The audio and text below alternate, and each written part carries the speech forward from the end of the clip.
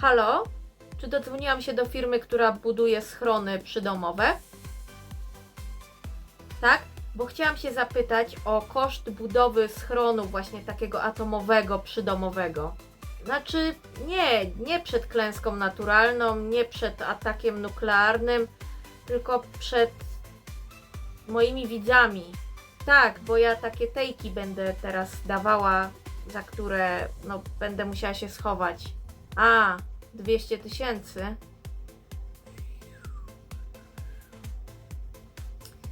No to problem trochę jest, bo ja mam 2 dychy tylko. Za 2 dychy to z patyków mam se zbudować. No dobra. Ale nie mogę z patyków, bo patyki to ja zbierałam na budowę sauny. No trudno, najwyżej się w piwnicy schowam. Dobra.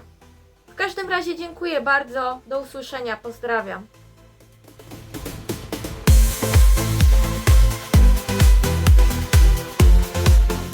Hej wszystkim! Witam Was serdecznie na moim kanale. Dzisiaj przedstawię Wam tejki dotyczące Eurowizji 2025, przez które będę musiała schować się w piwnicy.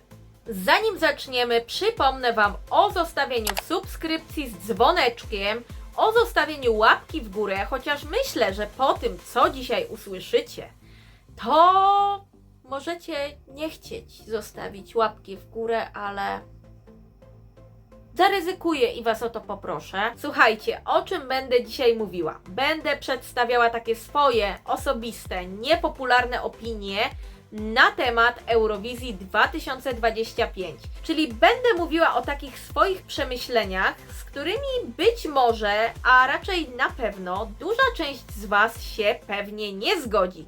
I na wstępie chciałabym Wam powiedzieć, żebyście też mieli świadomość, że to, co ja będę dzisiaj mówiła, jest w pełni subiektywne i to są tylko i wyłącznie moje opinie, to jest moje zdanie, to nie będą żadne prawdy objawione, w które ja każę Wam wierzyć, możecie się ze mną nie zgadzać, możecie uznać, że część albo nawet wszystkie z tych takich moich teorii czy opinii miną się z prawdą albo już mijają się z prawdą. Natomiast szukając pomysłów na filmik stwierdziłam, że dlaczego nie usiąść dupą na mrowisku i nie zrobić czegoś takiego. Będzie fajnie, na pewno. W piwnicy mam ogórki, mam różne przetwory, więc myślę, że jakieś 2 miesiące będę w stanie tam przetrzymać.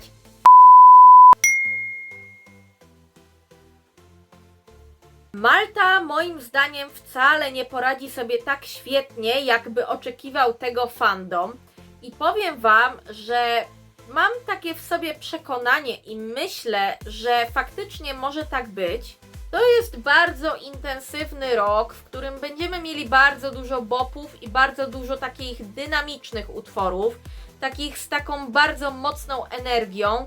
I wydaje mi się, że koniec końców Malta oczywiście nisko też nie będzie. Finał będzie na pewno w przypadku Malty, moim zdaniem. Ale wydaje mi się, że widząc jakby takie różne przewidywania, że Malta to może skończyć nawet w top 10, wydaje mi się, że to niekoniecznie musi się stać. I wydaje mi się, że prędzej ta Malta będzie gdzieś tak w środku tabeli niż w tym top 10, a wydaje mi się, że w tej swojej kategorii muzycznej Malta nie jest aż tak innowacyjna, żeby na koniec dnia tutaj top 10 faktycznie miało miejsce.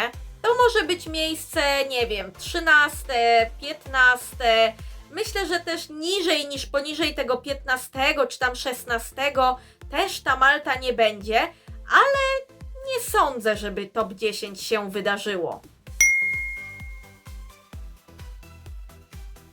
Estonia wcale moim zdaniem nie będzie aż tak wysoko w televotingu, jak mogłoby się to wydawać na etapie, kiedy Tommy Cash zwyciężył właśnie Esti Laul.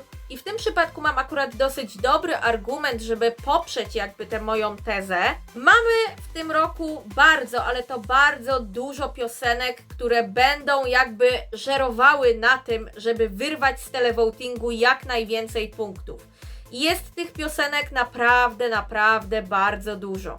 To jest wręcz nawet wyjątkowy rok pod tym względem. No i oczywiście tutaj Estonia i Espresso Macchiato to jest jedna z tych piosenek, które będą bardzo, bardzo mocno liczyły na ten televoting. Natomiast wydaje mi się, że w tej swojej kategorii będzie co najmniej kilka piosenek, które bardzo, bardzo mocno go wyprzedzą, bo będą po prostu miały w sobie coś więcej niż tylko taką funkcję rozśmieszenia widza. I myślę, że koniec końców właśnie w televotingu oczywiście Tommy Cash na pewno nie będzie bardzo nisko, to zdecydowanie nie, ale wydaje mi się, że top 5 televotingu może być ciężko, a nawet bym się pokusiła tutaj o stwierdzenie takie, że w televotingu Tommy Cash de facto może się nawet zakręcić gdzieś koło 10 miejsca. Oczywiście mówię o samym televotingu, nie mówię o jury, a jury wiadomo co zrobi z tą piosenką.